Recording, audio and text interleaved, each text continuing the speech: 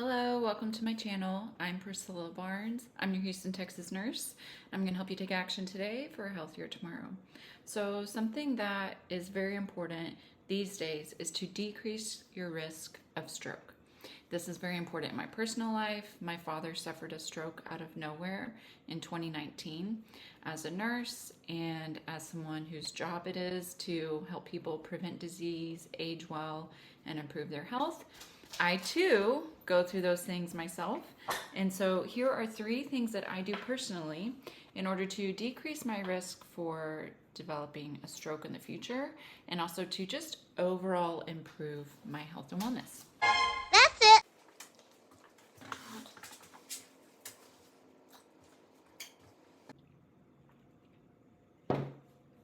And you can do them too. So the first thing that I do is I walk daily.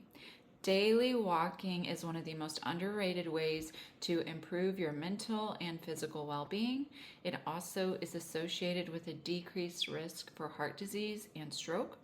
When we think about inflammation, which is chronic low-grade inflammation, is the precursor to every health and wellness issue, especially with aging. And so if you want to decrease your risk for stroke specifically, like I do, or just prevent your risk for any type of health and wellness issue, you need to be walking. A sedentary lifestyle is detrimental for your mental and physical well-being.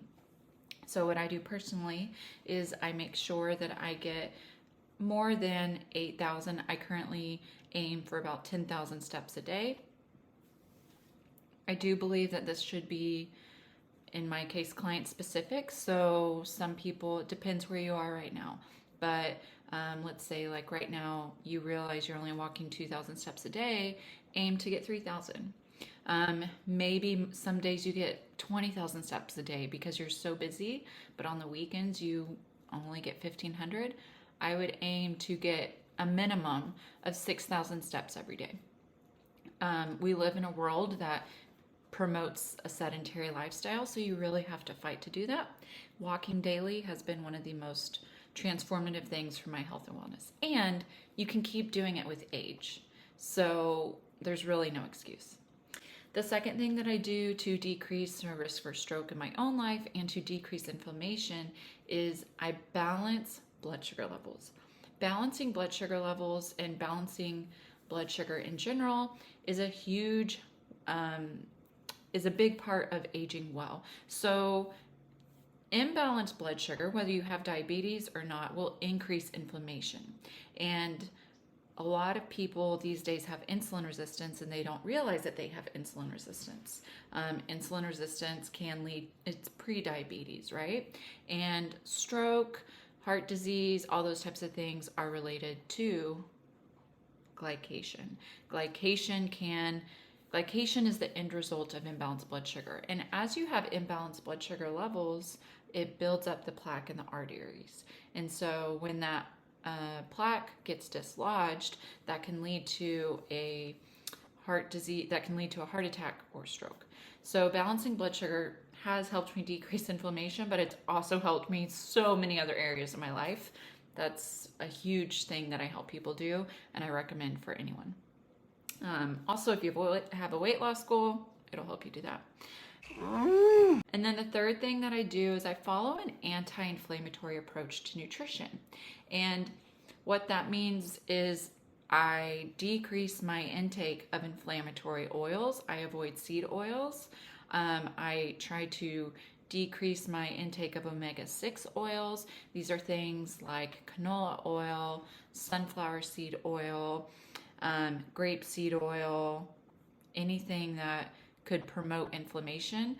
I stick to coconut oil and avocado oil, olive oil, all in moderation, but I avoid those inflammatory oils. Also, for my anti-inflammatory approach to nutrition, I decreased my intake of ultra-processed foods unapologetically. I do not believe that all foods fit. The reason they don't is because all foods really don't fit for everyone. If you have a plan to eliminate and decrease your risk for disease, you have to live your life differently than the average person. And the average person is unhappy, unhealthy, and not aging well. And in order to age better, you have to make choices that the average person isn't willing to make. The average person will go eat a full bag of Cheetos, eat more processed foods, and not meal prep or take the time to look into the nutrient density of their food.